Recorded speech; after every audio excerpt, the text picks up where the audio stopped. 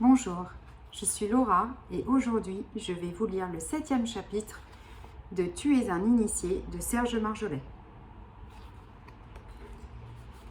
L'acte sexuel saint demande un rituel magique de très haute portée et sûrement pas à la portée du tantrisme dit de la main gauche, une horreur infernale. Un acte sexuel sacré peut influencer dans le monde céleste. Dans le céleste, au-dessus du lotus, dans la grande sphère, sont représentées en position de coït les forces positives et négatives en état de création. Voir schéma page 17 du premier volume de France Bardon, Le chemin de la véritable initiation magique. L'acte sexuel est par lui-même mystérieux, divin à sa base. L'autre profane est nécessaire à la reproduction de la vie. Aucune opposition dogmatique ne peut exister. L'acte sexuel profane reproduit ce qui se passe dans le cosmos. Dans le temple détruit de Jérusalem, rappelez-vous, 2 chérubins, l'un masculin et l'autre féminin. Quand ils s'unissaient, la Shekinah s'exprimait à travers eux. La relation sexuelle en est une reproduction. Ceci me rappelle, toujours dans le temple, l'aventure dramatique et mortelle vécue par des non-méritants. Le fils d'Aaron, Nadav et Abihu, prenant chacun leur encensoir, y mirent le feu, sur lequel ils jetèrent de l'encens et apportèrent devant le Seigneur un feu profane, sans qu'il le leur commande. Résultat, ils sont brûlés vifs. Il est toujours dangereux de mélanger le sacré et le profane. De mage à apprenti sorcier, il y a parfois peu d'espace.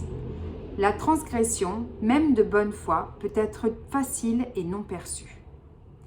Le plaisir sexuel est prévu, en demi-teinte, en magie et cabale. Même la Bible aborde discrètement le sujet. L'homme ne devra frustrer la femme de sa nourriture, de son habillement et de son droit conjugal. En clair, si nécessaire, la femme a le droit de jouir et non d'être insultée si elle jouit de plaisir, ce qu'ont fait les hommes pendant des siècles. Le libertinage est condamné, sauf dans les théories du célèbre rabbin Shabbatai Tzvi et du tantrisme sexuel, la main gauche. Des philosophes considéreront à travers les temps que l'acte sexuel est signé d'animalité. La magie et la kabbale trouvent la relation sexuelle sacrée. Des croyants, forcenés dans diverses religions de nos jours, considèrent que l'acte sexuel n'est qu'un besoin du corps, donc peu d'intérêt. En magie et en kabbale, le corps est sacré car il revêt Dieu. La religion chrétienne a toujours prôné l'abstention, parfois d'une façon trop visible. L'accouplement céleste, Dieu et sa Shekinah, a été très souvent représenté d'une façon érotique, ce qui a provoqué du chaos dans le bien des têtes mal faites. Le Cantique des Cantiques est un superbe texte érotique de très haut niveau, renfermant divers secrets, dont ceux de l'alchimie. Sinon, il ne serait pas dans la Bible où apparemment il n'a rien à y faire. Maintenant, il y a aussi les pessimistes, les misanthropes. Mensonge que la grâce, vanité que la beauté, la femme qui craint l'Éternel est seule digne de louange. Pauvre homme qui a dit ça. La beauté ne réside pas dans la pudeur, quels que soient les dangers de la beauté et de la vanité. Kant n'a-t-il pas dit « le beau est le symbole du bien moral » ? Un homme et une femme peuvent être beaux, voire très beaux, et être vertueux et sages. Des mannequins ou des belles filles vous avoueront qu'il n'y a pas mal d'ennuis à atteindre la beauté. Moi-même, douée d'une beauté ravageuse et incendiaire, en ai-je fait exploser de nombreux miroirs. Ah, beauté, quand tu nous tiens et tu nous harcèles. Thomas d'Aquin, toujours au fait de tout, dit que 3 choses sont nécessaires à la beauté. Intégralité, harmonie, luminosité. C'est tout moi. La beauté plonge des racines en Dieu beauté. Toutefois, il est bon pour les belles et les beaux de se souvenir que je ne tiens pas la beauté pour merveille jouée du temps. Elle est la dépouille. Sœur Juana Inés de la Cruz. Donc vive la chirurgie esthétique. Cléopâtre et son nez qui a changé la face du monde, dit-on, Savait-elle que le nez est le passage de l'âme?